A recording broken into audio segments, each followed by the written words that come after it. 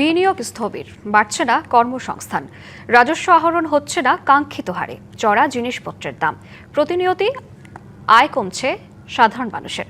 পুরো জাতির প্রত্যাশা খাদের কিনারে থেকে ফিরে আসা অর্থনীতি উত্তরণের পথে হাঁটবে। এমন পরিস্থিতিতে নতুন সরকারের প্রথম এবং রাষ্ট্রের ৫৪তম বাজেট নিয়ে বৃহস্পতিবার জাতীয় সংসদে হাজির হবেন অর্থমন্ত্রী আমির খসরু মাহমুদ চৌধুরী।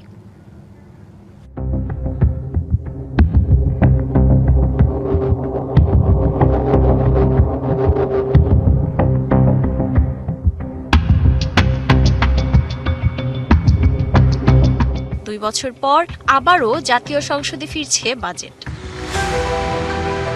১১ জুন বৃহস্পতিবার বেলা ৩টায় ৯,৩৮,০০০ কোটি টাকার বাজেট দিতে যাচ্ছেন অর্থমন্ত্রী আমির খসরু মাহমুদ চৌধুরী। ১৯৫০ সালের ২০ ফেব্রুয়ারি চট্টগ্রামে রাজনীতিবিদ মাহমুদুন নবী চৌধুরী ও মেহেরুন্নেসা বেগম চৌধুরীর ঘরে জন্ম নেন আমির খসরু। ১৯৬৯ সালের চট্টগ্রাম কলেজ থেকে স্নাতক ডিগ্রি অর্জনের পর হিসাব বিজ্ঞানে উচ্চতর ডিগ্রি নেন যুক্তরাজ্য থেকে। ১৯৯১ সালে সে সময়ের বিএনপি চেয়ারপারসন বেগম খালেদা জিয়ার ছেড়ে দেওয়া চট্টগ্রাম ৮ আসন থেকে উপনির্বাচন করে প্রথম সংসদ সদস্য নির্বাচিত হন আমির খসরু।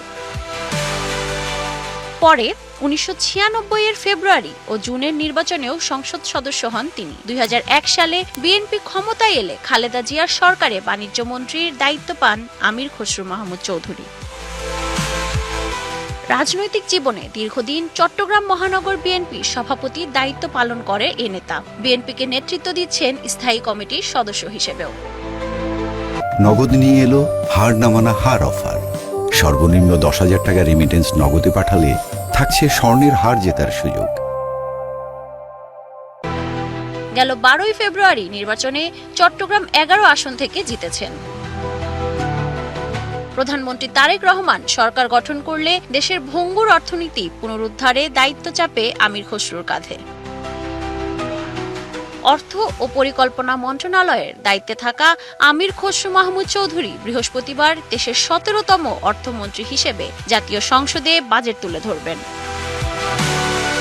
পুঁজিবাজার ও আর্থিক খাত ঘুরে দাঁড়াবে, জ্বালানি সংকট দূর হবে, বিনিয়োগ চাঙ্গা হবে, জিনিসপত্রের দাম থাকবে মানুষের হাতের নাগালে, ঘুচবে বেকারত্ব। এমন এক উত্তরণের বাজেটের প্রত্যাশা আছে আমির খসরুর প্রথম আর বিএনপি সরকারের ১৭তম বাজেটে। Lamia Hossain, DBC news, Dhaka.